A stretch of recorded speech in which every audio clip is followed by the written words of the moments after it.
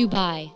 Uncontrolled speculation, fragmented social structure, calamitous environmental practices, all wound up in an aesthetic cacophony that reflects either a new model of urbanity or a crisis of unprecedented scale. As land and building sales change many hands on their way to highly inflated values, end users don't always enter the picture. Socioeconomic and class divisions are vividly apparent in enclaves housing these groups, from over-the-top resorts to walled middle-class districts to worker camps. Wasteful, sprawling development patterns and carefree user practices register the world's largest carbon footprint. Competing architectural forms proclaim new records and obscure achievements. Where do these development patterns lead Dubai? KDG's proposal to avert the crisis is organized around a set of paradoxical principles, values that attack the threatening crisis head-on, transforming Dubai from a fragile bubble city to the Middle East's most heroic urban model.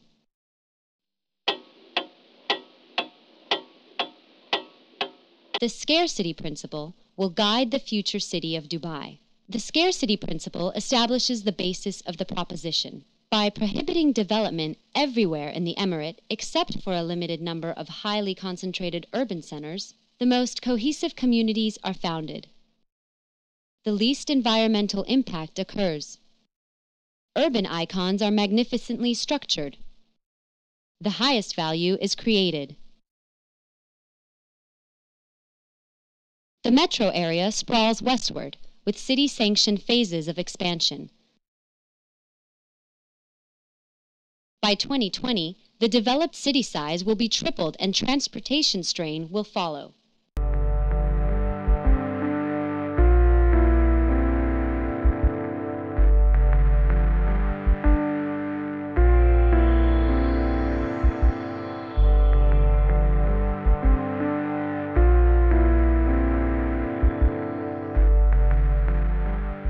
Dubai's carbon footprint ranks amongst the world's worst.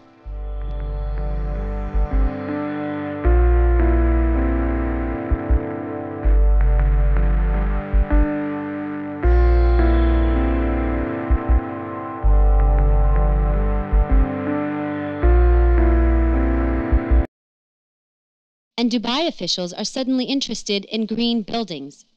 In spring 2008, the city issued a mandate for LEED-certified buildings. But what are the real benefits of such an idea? 1,000 LEED-certified platinum buildings spread across in Dubai would consume dramatically more energy than the same number of non-LEED buildings organized within a dense urban context.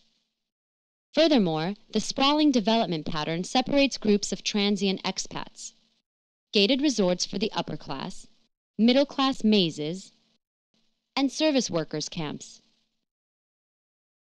Across the emirate, land value varies dramatically. Existing land value is connected to water, access, and urban centers. Those assets will need to be recognized in a new proposal. However, a dilemma exists amidst all this commotion. It simply may not be sustainable, economically, environmentally, or socially. An alternative proposal can be derived from a critical examination of historic and contemporary development patterns in the Middle East. For example, enduring Middle Eastern principles may find applicability in the contemporary city. The linear city, a non-hierarchical urban fabric, compact and cellular form, bourgeoisie access to paradise-like urban gardens, and seasonal shifting, namely from exterior to interior spaces.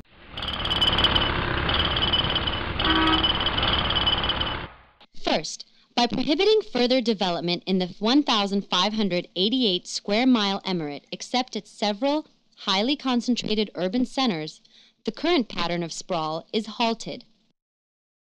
Paradoxically, greater development value is established by limiting the supply of developable land. Such land scarcity will naturally build value in the new city, ultimately exceeding that achievable by covering the entire emirate with the current development pattern.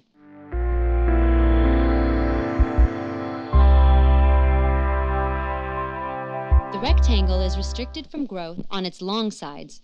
Several strategies are used to contain the development. First, a superpodium, built incrementally, lifts the city off the desert floor.